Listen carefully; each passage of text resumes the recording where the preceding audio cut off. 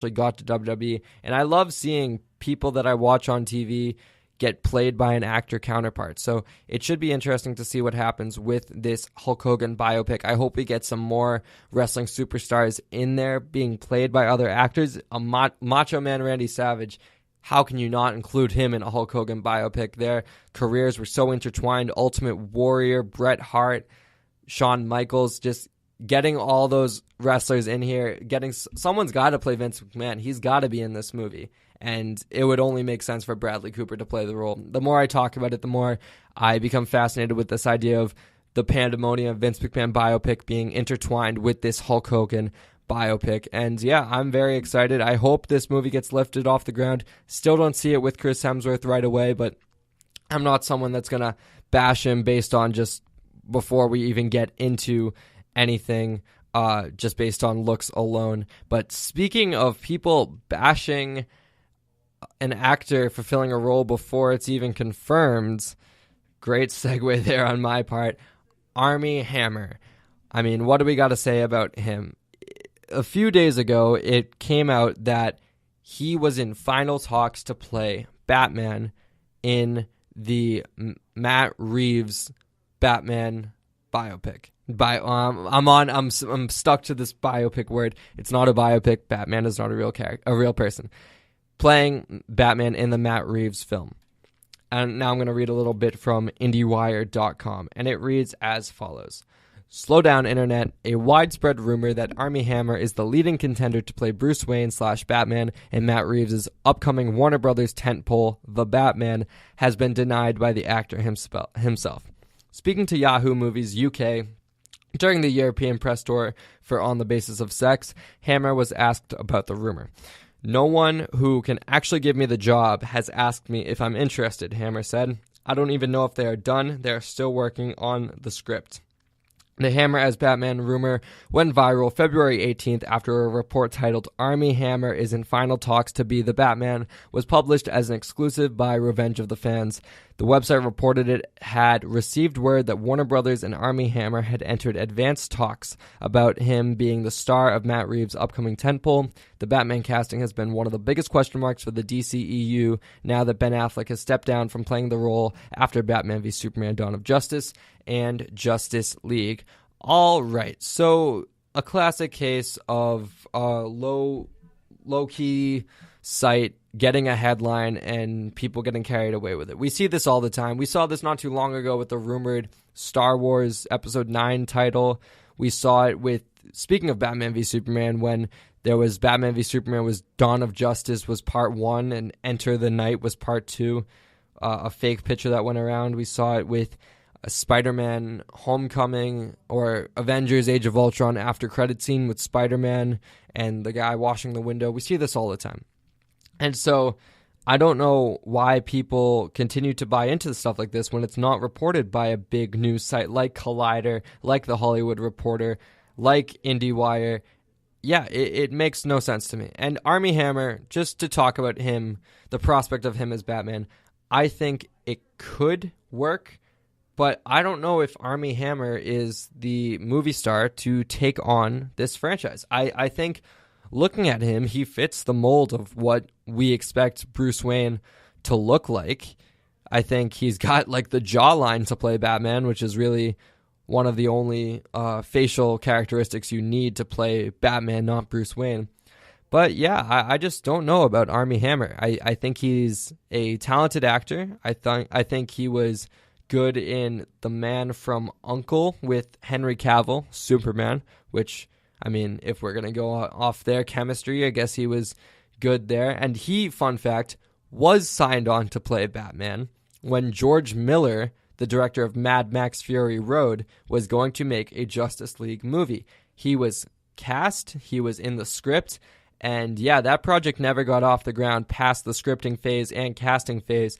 But yeah, Armie Hammer has been attached to Batman for so long, for over a decade now.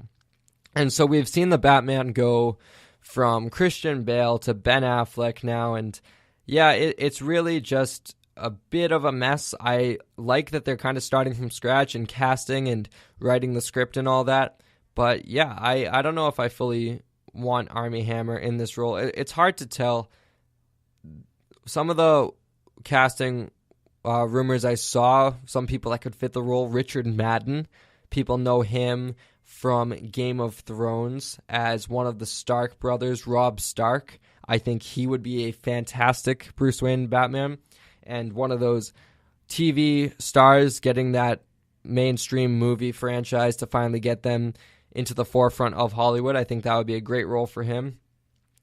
Jake Gyllenhaal, for a long time I wanted him to play Batman, but seeing his role as Mysterio in the MCU, it looks like that won't be happening. And also, they keep stressing that they want to have a young Batman. So I don't think we're going to be seeing someone like Gyllenhaal or someone even like Madden in that role. I think they're going to cast someone in their late 20s, early 30s. And Armie Hammer is even a little old to play that role. He looks young in the picture they used of him on IndieWire.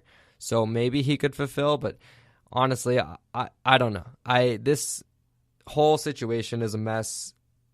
For the longest time, I follow a few movie news accounts on Instagram. Shout out to one called @MovieTitan, and he occasionally posts old clips of movies just to go back and watch. And he was posting a lot of clips of Ben Affleck as Bruce Wayne in Batman v Superman, which that movie I really did not enjoy. But watching those clips made me so sad because Ben Affleck had so much potential. He had vigor, he was ruthless, and he just had that intensity that needs to be brought to Batman. His conversations with Alfred, if we believe there's even a 1% chance he will wipe out the human race, we have to take it as an absolute certainty. Like, those lines are just, beautiful, beautifully executed, and it just makes me sad because it's such a case of what could have been. I mean, they cast Ben Affleck to be in two movies that are not his own, Batman v Superman, which was a Justice League prequel, and Justice League, where he was in an ensemble, and never let him take the character and run with it. A Ben Affleck Batman movie, solo movie, directed by Ben Affleck would have been amazing. And going back and watching the scenes from BVS, it brings a tear to my eye because so much potential there, so much wasted potential. And yeah, it's sad to see that Warner Brothers didn't let him just go all out with it. It's too much studio interference. Apparently he had a really good script. And yeah, the Batman, I'm hoping Matt Reeves does something special with it, but I don't know. I really don't know. And also, I forgot to mention, Ben Affleck is officially done as Batman. Matt Reeves, his Batman franchise, he says he wants to cast a younger Batman, so that got fans thinking, so Ben Affleck will play the present-day Batman. This will be a bit of a prequel. That's not the case. Ben Affleck is out. He is no longer playing Batman. That was confirmed on Jimmy Kimmel Live. And yeah, it's going to go down, in my opinion, as one of the biggest missed opportunities in Hollywood ever. Even though we had a successful Christian Bale trilogy, I think Ben Affleck had the chance to make Batman his own and go off with it, and they just unfortunately never gave him that opportunity. All right, moving on to our next story. The first Captain Marvel reactions and reviews, but mostly reactions, they were basically tweets, are in. This comes from Collider, and the article title is First Captain Marvel Reactions Tease an Ambitious, Trippy Sci-Fi Adventure. Now that people are finally getting their eyes on Captain Marvel, first reactions are flying onto the internet higher, further, and faster than you'd imagine. There's been a ton of hype focused on the film's direction, even though the Brie Larson starring action flick is an MCU prequel set in the 1990s.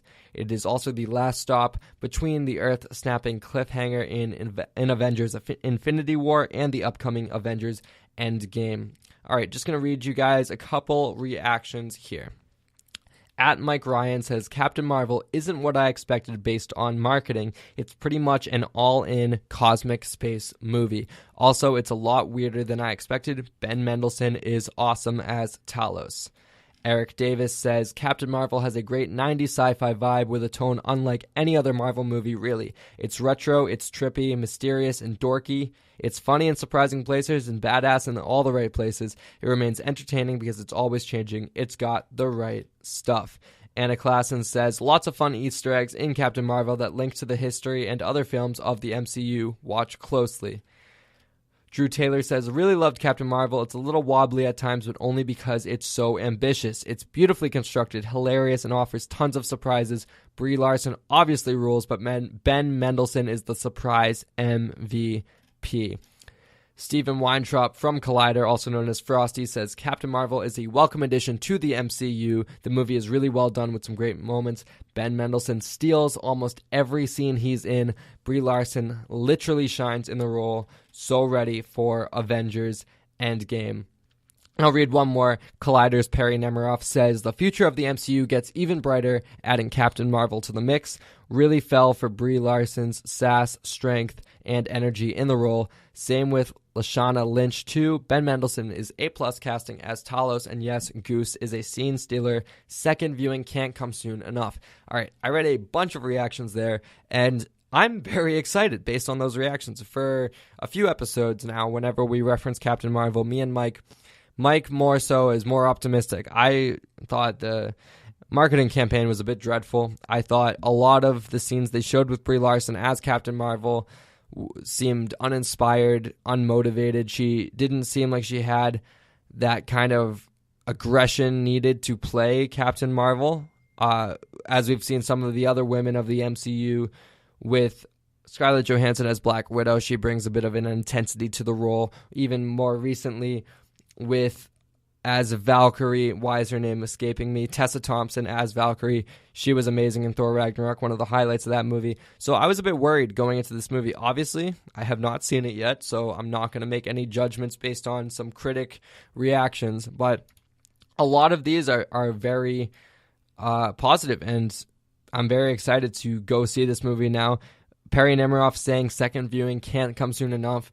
You got to love hearing stuff like that. One of the beginning reviews I read, lots of fun Easter eggs, watch closely, from Anna Klassen. That gets me very excited. I love to pick apart these Marvel movies and analyze closely and just really dive into them. And I love when they reference the other movies, especially when this is technically the second in chronological order MCU movie, aside from Captain America, the first Avenger. I mean, some of the Thor scenes took place in the BC age, but yeah, Captain America, the majority was in the 40s, and this is the majority in the 90s. So I believe this is the second in chronological order, so it'll be fun to see them reference early Shield, and maybe they even reference, Captain America being frozen or something.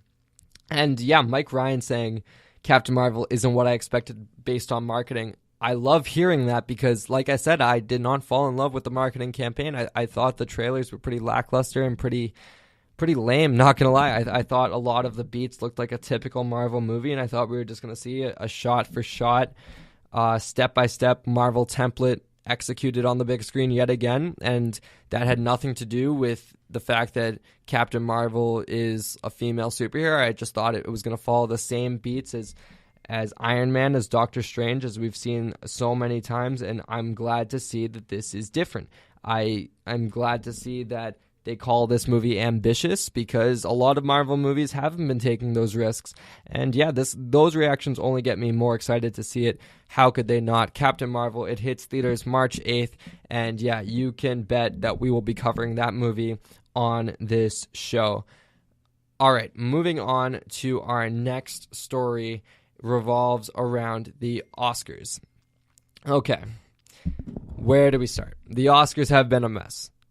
People who don't even follow film know how much of a crap show the Oscars have been without even airing yet.